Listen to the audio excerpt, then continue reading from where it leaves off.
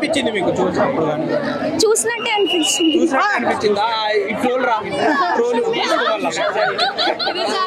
అంటే స్కూల్ ఎక్కడ వచ్చారా? మేము స్కూల్ పిల్లలం కాదు బ్రో, కాలేజ్కి వెళ్ళేటోళ్ళము. ఇవాళ హాలిడే కదా. యాక్చువల్గా కాలేజ్ ఉంటే దొబ్బేసి వస్తుండే, కాకపోతే ఇవాళ హాలిడే కాబట్టి వచ్చేసాం. ఘాటి కాదు bro, little hearts. Little hearts చూసి తెలుసుకోండి. అది 5 రూపీసే కదా, ఇది చాలా ఎక్కువ డబ్బులు కదా.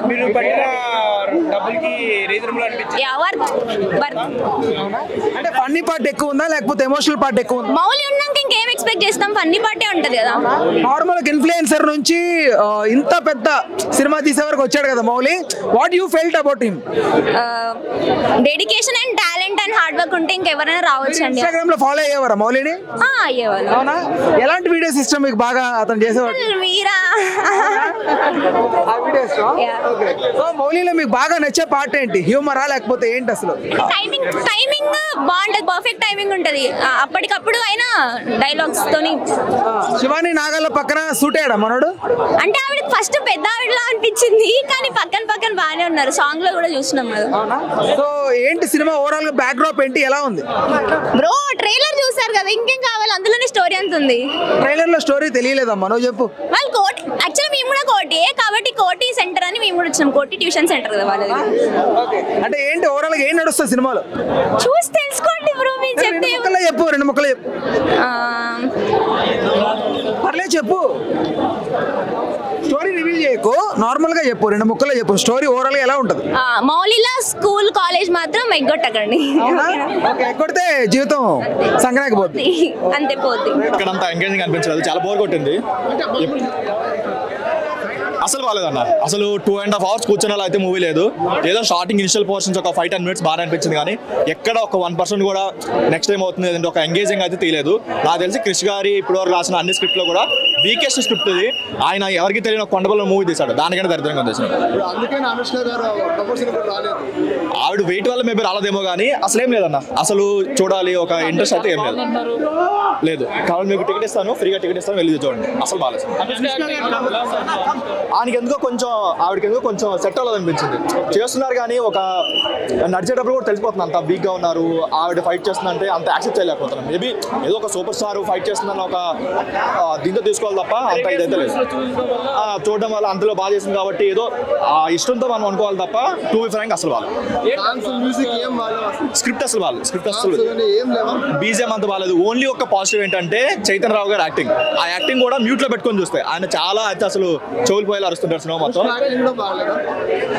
ఫస్ట్ హాఫ్ అసలు సీన్స్ లేవు, బట్ సెకండ్ హాఫ్ వరకు ఓన్లీ యాక్షన్ సీన్స్ ఉన్నాయి. అది కూడా ఏంటంటే ప్రతిదీ రిపీట్ లాగా అనిపించింది. ఫస్ట్ హాఫ్ సెకండ్ హాఫ్ మొత్తం రిపీట్ లాగా అనిపించింది. ఎక్కడ అంత ఇంట్రెస్టింగ్ అనిపించలేదు. డెఫినెట్ గా ఇష్టం, ఎవరికి యూజ్ లేదు సినిమా వల్ల.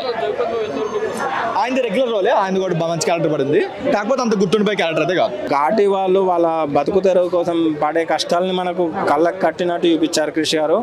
అండ్ ఇదే జీవనాధారం కాదు, దీనికంటే ఇంకా మించి ఉన్నాయి, బతకడానికి ఏదైనా దారి ఉంటుందనేది మెసేజ్ ఒక కమర్షియల్ మూవీలో ఎలా ఉంటుందో అలా చాలా బాగా నరేట్ చేశారు. ఇది ఖచ్చితంగా మీరు థియేట్రికల్ వాచ్ మూవీ అన్న మీరు ఖచ్చితంగా ఎంజాయ్ చేస్తారు. ఈ నిమజ్జనంతో పాటు ఈ మూవీని బాగా ఎంజాయ్ చేస్తారు మీరు. మూవీ బాగాలేదు అంటే మాత్రం అసలు ఎవరి మాట నమ్మకండి, ఇది మాత్రం పక్కా. ఓటీటీ మూవీ అంటే ప్రతి ఒక్కటి ఓటీటీ మూవీ అంటారు, ఎందుకంటే వాళ్ళకి అలా అలవాటు అయిపోయింది కాబట్టి ఓటీటీలో చూస్తా అంటే యాజ్ దేర్ విష్ ఓటీటీలో కూడా చూడొచ్చు. బట్ ఈ సినిమాని అయితే నాకైతే చాలా బాగా నచ్చింది. అనుష్క పెర్ఫార్మెన్స్ అయితే నెక్స్ట్ లెవెల్ అని చెప్పచ్చు. ఒక అరుంధతి తర్వాత భాగమతి తర్వాత నెక్స్ట్ లెవెల్ పెర్ఫార్మెన్స్ అయితే స్వీటీలో చూశాను. ఈ ఏజ్లో కూడా అంత యాక్షన్ మూడ్లో చేయడం అనేది అసలు నెక్స్ట్ లెవెల్ అని చెప్పచ్చు. సినిమాలు చేయి, రుద్రమ్మ చేయి, అదంతది అరుంధతి, భాగమతి, దేవసేనమ్మ, ఏ క్యారెక్టర్, ఏం సీన్లు, ఏమి డైలాగులు సినిమాలో. ఆ డైలాగులు ఏంది పోయా, సినిమా అంతా డైలాగులే పోయా. భయ ఒకటి ఆ రెండా గంజా వ్యాపారం చేసే వాళ్ళ బతుకుల్లో మార్చింది. అలాంటిది ఈ ఘాటీ సినిమా చూస్తే మీరు మీ జీవితాలు గట్టెక్కువ. ఈ సినిమాకి ఏం తక్కువైందనే సినిమా చాలా బాగుంది. అవునండి, నాకు మాట్లాడడం చేత కాదు, పల్లెటూరు అండి ఇలాగే చెప్పా. నేనే వచ్చి చూశానే, ఎక్కడో 800 కిలోమీటర్ దూరం నుంచి సినిమా చూసే వచ్చి మీరు కూడా ఈ చుట్టుపక్కల వాళ్ళు ఈ థియేటర్కి వచ్చి సినిమాను చూడండి, సినిమాని విజయవంతం చేయండి, సినిమాని హిట్ చేయండి. కాబట్టి సినిమాలో పాటలు కానీ డ్యాన్సులు కానీ ఫైట్లు కానీ ఏమి అసలు ఎక్కడ తగ్గేది లేంటది. అనుష్క పోయా నిజంగా పోయా సినిమా హీరో చచ్చిపోయినా కూడా అనుష్క పోరాడింది పోయా. ఇది ప్రతి ఒక్క ఆడపిల్ల అనుష్కని ఇన్స్పిరేషన్గా తీసుకోండి, అనుష్కలా పోరాటాలు చేయండి, అనుష్కలాగా మీరు కూడా హీరోయిన్లా అవ్వండి, మీకు మీరే హీరోయిన్లా అవ్వండి, మీకు మీరే సినిమాలు తీయండి, మీకు మీరే మీ బతుకులు మార్చుకోండి. అంటే ఘాటీ సినిమా చూసి మీరు నేర్చుకోవాల్సింది ఇది. ఘాటీ సినిమా చూస్తే మీ జీవితం గట్టెక్కదా? ఒక 2 గంటల సినిమా చూస్తే మీ జీవితం మారదా? అసలేముంది ఘాటీ సినిమాలో జీవితం గట్టెక్కాలంటే ఏం చూడాలి?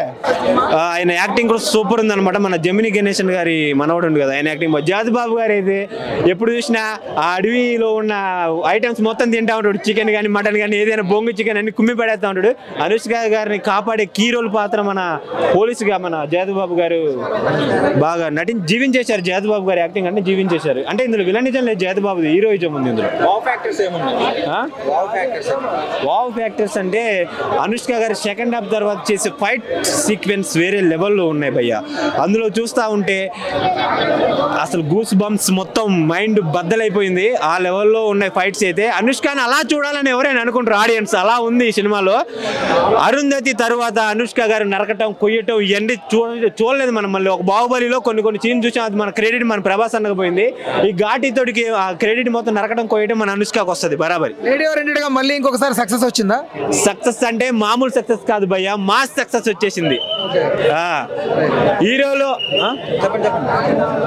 మన హీరోలో పాన్ ఇండియా హీరోలో నెంబర్ 1 ఎవరన్నా ఉన్నారంటే అది మన ప్రభాస్ అన్నయ్య. హీరోయిన్లు ఎవరన్నది మన పాన్ ఇండియా హీరోయిన్ అంటే గుర్తొచ్చే ఫస్ట్ పేరు మన అనుష్క. తెలుగులో వేరే లెవెల్లో ఉంది అనుష్క గారైతే. ఆమె గురించి ఎంత చెప్పినా తక్కువే.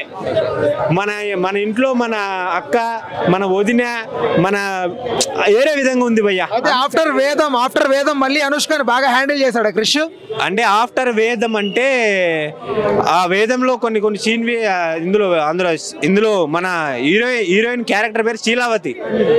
వేదం తర్వాత ఒక బోల్డ్ సీన్ ఏమన్నా ఉందంటే ఇందులో ఒక ఇంటర్వెల్లో ఉంటుంది అంతే. వేదం తర్వాత ఇంటర్వెల్లో ఒక సీన్ చేసింది, అది కూడా చూపెట్టలేదు క్లారిటీగా.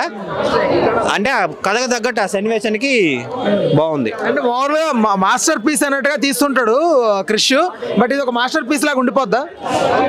ఒక గౌతమి పుత్ర శాతకర్ణి తరువాత ఈ మూవీ ఆయన హరిహర వీరమల్లి కూడా ఉంది కదా సగం. హరిహర వీరమల్లిలో సగం ఆయన క్రెడిట్ కొట్టేశాడు కదా ఆల్రెడీ. ఫస్ట్ హాఫ్ బాగుంది, సెకండ్ హాఫ్ బాగాలేదని ఆడియన్సే ఇచ్చేశారు. మనం చెప్పేది ఏముంది, ఇందులో మొత్తం క్రెడిట్ మన క్రిష్ జాగర్లమూడి గారికి వస్తుంది. హీరోయిన్ క్యారెక్టర్కి అయితే మన లేడీ వారంటీర్గా మన అనుష్క ఒక్కరే వస్తారు. ఇంకా బ్యాక్గ్రౌండ్ మ్యూజిక్ కూడా బాగా కొట్టారండి ఎవరో కానీ, ఆయన పేరు నాకు తెలియదు కానీ వేరే లెవెల్లో కొట్టారు ఆయన కూడా. ఇది సినిమా కేవలం అనుష్క గారి కోసమే చూసాము, ఎందుకంటే మా వదిన అనుష్క గారు, అందుకే వేరే లెవెల్లో ఉంది. ఓవరాల్ రేటింగ్ ఎంత? రేటింగ్ అయితే 5కి 4.5 ఇవ్వచ్చు. హలో, తెలుగు రాజ్యం ఛానల్ చూస్తున్నారా? సామాజిక రాజకీయ జీవన చిత్రణే తెలుగు రాజ్యం. అతిశయోక్తులు అసత్యాలు ఉండవు. రాజకీయ కోణం కాదు, ప్రజా కోణమే కొలబద్ద. తెలుగు రాజ్యం వీక్షణ మీ ఉత్తమ అభిరుచికి నిదర్శనం.